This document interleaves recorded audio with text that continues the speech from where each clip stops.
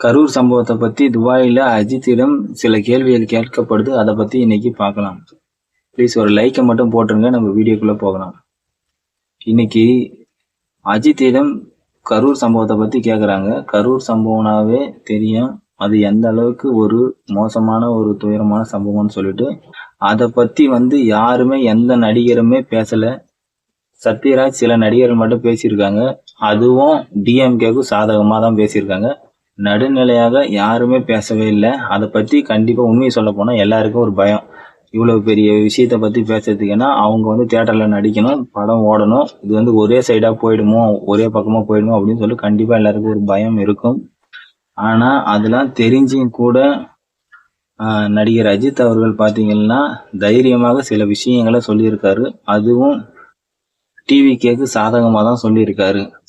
அது சில பேரால ஏற்றுக்கொள்ள முடியவில்லை. அவங்க என்ன பண்றாங்கன்னா, இல்ல உங்களை திட்டி தான் சொல்லியிருக்காரு அப்படின்ற மாரி கட் பண்ணி பல வீடியோக்கள் போட்டுட்டு இருக்காங்க.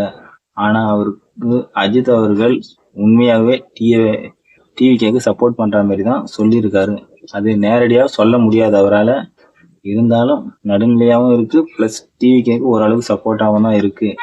வேற எந்த ஒரு நடிகருமே குரல் கொடுக்காத நேரத்துல இவர் சொன்னது மிகவும் ஒரு யாராலையும் நம்ப முடியல. இந்த அளவுக்கு அஜித்தை வச்சு கேம் விளையாடலாம்னு நினைச்சவங்களுக்கு எல்லாருக்குமே, நாம் தமிழர் கட்சிக்கு எல்லாருக்குமே இது ஒரு பெரிய அதிர்ச்சி ஆயிடுச்சு. என்னடா இவர் இப்படி சொல்லிட்டாரு, இவரை பத்தி நம்ம பல வீடியோக்கள் வேற பேசிட்டுமே அப்படின்ற மாதிரி ஆயிடுச்சு நாம் தமிழர் கட்சி எல்லாருக்குமே. நான் முக்கியமா சீமான் அண்ணன், சாட்டை அவர்கள் அவங்களாம் கதற ஆரம்பிச்சிருப்பாங்க. அதுல இருந்து வெட்டி இல்ல உங்களை தப்பா தான் பேசியிருக்காங்க டிவிகேவை அப்படின்னு சொல்லிட்டு சில வீடியோக்கள் கண்டிப்பா வரும். அதை நம்ம எதிர்பார்க்கலாம். ஏன்னா அஜித் அவர்கள் பார்த்தீங்கன்னா யாருக்கும் பயப்பட மாட்டாரு. அது கலைஞர் இருக்கும்போது அவருக்கு நேராகவே ஸ்டேஜ் ஏறி சொன்னவர். அதனால அவர் பயப்படணும்னு அவசியம் இல்லை.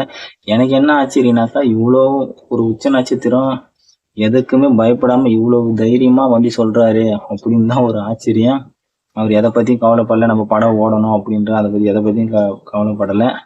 அது கரூர் சம்பவத்தை பத்தி கேள்வி ஒரு கேள்விதான். அதுக்கு மீடியாக்கள் தான் முக்கியமான காரணம், நம்ம எல்லாருமே பொறுப்பு இருக்கணும் அப்படின்ற மாதிரி மிக தெளிவான ஒரு விளக்கத்தை கொடுத்திருக்காரு. அதுக்கடுத்து பாத்தீங்கன்னா அவர் சின்ன வயசுல இருந்தே கஷ்டப்பட்டு இந்த இடத்துக்கு வந்தது அது எல்லாருக்குமே தெரியும். அப்படி இருக்கும்போது எல்லாருமே நம்மளுக்கு ஒரு ஃபேன் பேஸ் இருக்கணும் அப்படின்னு தான் நினைப்பாங்க. ஏகே மட்டும்தான், அஜித் குமார் அவர்கள் தான் ஒரு புதுசா ஒரு டிஃப்ரெண்டா, இது வரைக்கும் எனக்கு எதுவும் வேணாம், நீங்க உங்க குடும்பத்தை பிறகு ஒரு நியாயமா ஒரு நடுநிலையா நின்று பேசுவாரு. ஃபர்ஸ்ட் இந்த தமிழ் சினிமால இந்தியாவிலேயே அந்த மாதிரி யாரும் சொல்றதில்லை. ஏன்னா எல்லாரும் நம்மளை பத்தி புகழ்ந்து பேசினாதான் அந்த மாதிரி இருந்தாதான் பிடிக்கும்.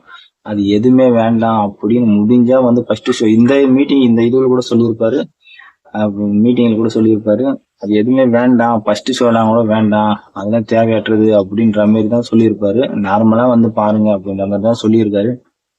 இந்த பேட்டியில கூட பாத்தீங்கன்னா அவரு தான் ஃபுல்லா அப்பாவா இருக்க முடியல, நான் எப்படி ரேஸுக்கு வந்தேன் அப்படின்ற மாதிரி தான் சொல்லியிருப்பாரு. அந்த இதுவரை கொஞ்சம் ஒரு ஒரு 10 நிமிஷம் ஒரு 5 நிமிஷம் தான் இந்த கரூர் பிரச்சனை பத்தி பேசியிருப்பாரு. ஆனா அது மட்டுமே ட்ரெண்டிங் ஆயிட்டு இருக்கு. பல நல்ல விஷயங்கள் அவரு ஃபுல்லாவே பேசியிருக்காரு.